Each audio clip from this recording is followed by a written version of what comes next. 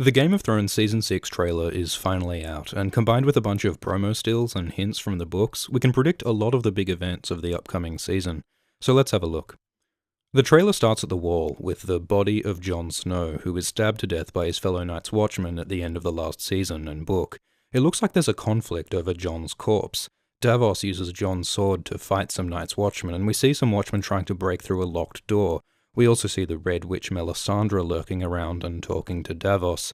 It looks like the Watchmen are trying to stop Mel doing something to Jon's body, probably some magic that will lead to Jon's resurrection. There are heaps of hints for Jon's return in the books and in the show, and it's believed that Jon's direwolf ghost might be involved, so it's telling that we see the wolf by Jon's side in the trailer. Later, we see a battle known as Bastard Bowl beginning between the Boltons on one side and the other Northmen, with the wildlings down from the wall on another. Tormund is there, Ramsay is probably there, and we even see someone who looks suspiciously like Jon. Also near Winterfell, we see Sansa and Theon fleeing from the Boltons, and it looks like they get caught by a Bolton man with dogs, but then Brienne appears, kills the man, and presumably saves them. Sansa later looks like she's in a safe situation, maybe with Brienne or the Northmen, though Littlefinger looks like he's lurking up there too, so she might end up with him.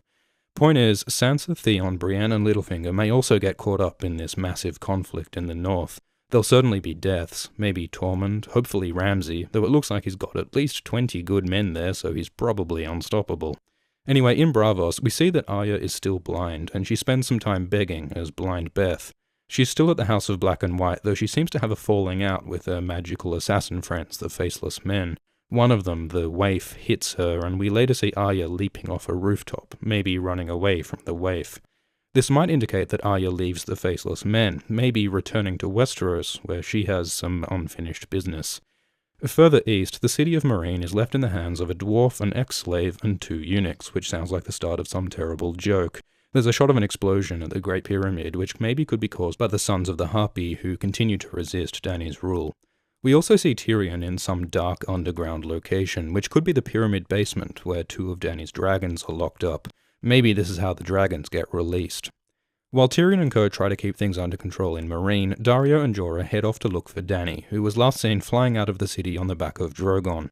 One of Jorah's fingernails has visibly gone black, which indicates the spread of the nasty disease Jorah caught from the Stone Men in Valyria. It'll be interesting to see if anyone finds out about his condition, which is both deadly and contagious. Anyway, it looks like Dany is captured by Dothraki, and we see her being taken to what looks like Vaes Dothrak, as sort of a sacred city to the Dothraki. So things might look bad for Dany, but she's got a Drogon Ex Machina coming her way, so she'll probably be okay. By the time Jorah and Daario find her, she'll likely have made a bloody barbecue of her Dothraki captors. Back in Westeros, we see a new player arrive at the Iron Islands. A ship sails in on a stormy sea, bringing in the infamous pirate Euron Greyjoy, who for some reason doesn't have an eye patch, despite being, the crow's eye, the quintessential badass pirate king. But anyway, we see Euron standing on a bridge in a storm, which is probably where he kills his brother Balon, which leads to the Kingsmoot, an election of sorts where the Iron Men choose their new king. This could be a really cool scene, with Aeron Damphair, Asher or Yara Greyjoy, and the crow's eye all duking it out, though sadly there's apparently no Victarion. In King's Landing, Jaime has an awkward sort of a honey I'm home moment, bringing the body of Myrcella back to Cersei. In the books, Jaime and Cersei are pretty well broken up at this point, but here they catch up on some incest, and Jaime promises to help win back her power. Their enemies are the Faith, the High Sparrow and his followers, who seem determined to bring down the Lannisters. Overthrow an empire. The Faith seems to still have Margaery imprisoned, and it looks like the Tyrells try to get her back. The wildcard in this conflict is Robert Strong, the reanimated Gregor Clegane made by Qyburn to serve Cersei. As an 8-foot-tall monstrous zombie mountain, we can be pretty certain that Bobby Strong will wreck shit up this season. I choose violence.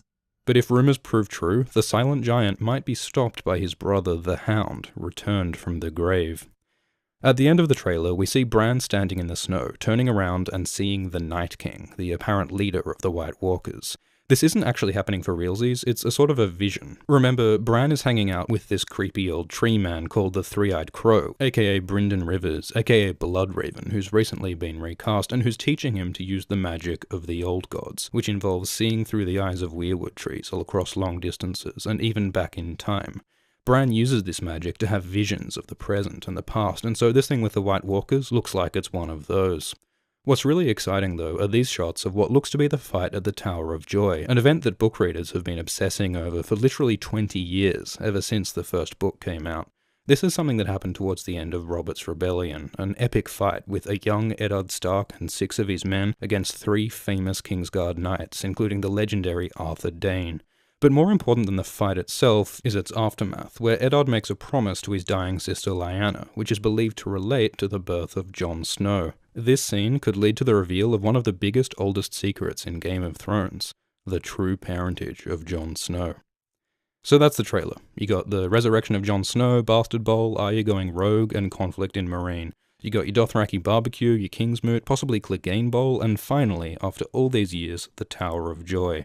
This season looks like it's going to be awesome, so make sure to subscribe to Alt-Shift-X for more explanations and analysis throughout the series. We've already got videos out on Arya's character arc, Dany's future path, Grayscale, Euron Greyjoy, Robert Strong, the return of the Hound, R+L=J, Jon's resurrection, and much more, so check those out if you're keen, and expect many more videos throughout Season 6 and beyond. Thank you for watching, and many thanks to all the patrons supporting this channel, including Anissa Raponte, Benny Vasquez, Lamal Ronzo, Madison Ritland, Amy McDermott, Julio Storch, Leslie Ann Davis, Nahir, Wouter van Stralen, JV, Justin Woolhandler, Sondre Benjamin Arson, Seth Tops, Twopenny, Blue Margaritas, Sinner Thrith, Einstein Snow, Henry Cooper, and Dick Johnson. Thanks again, and see you next time.